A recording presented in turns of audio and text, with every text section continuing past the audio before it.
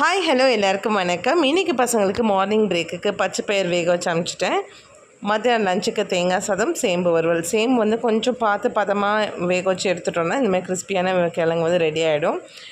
கொஞ்சம் குழஞ்சி போச்சு அப்படின்னா ரொம்ப குழன்னு இருக்கும்.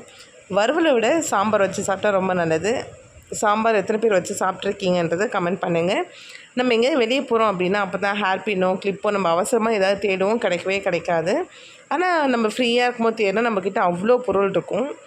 அந்த மாதிரி நான் ஃப்ரீயாக இருக்கும்போது தேடுறப்ப எவ்வளோ பென்சில் கிடச்சிருக்குன்னு பாருங்களேன். ஸ்கூலுக்கு போகிறப்ப தேடுறப்ப ஒரு பென்சில் கூட கிடைக்காது. அதுவே ஃப்ரீயாக இருக்கும்போது நான் தேடும்போது இத்தனை பென்சில் நான் வந்து கண்டுபிடிச்சி வச்சுருக்கேன். இந்த மாதிரி அவசரத்தில் தேடி கிடைக்காத பொருட்கள் என்னன்றதையும் டைம் இருந்தால் சொல்லுங்கள்.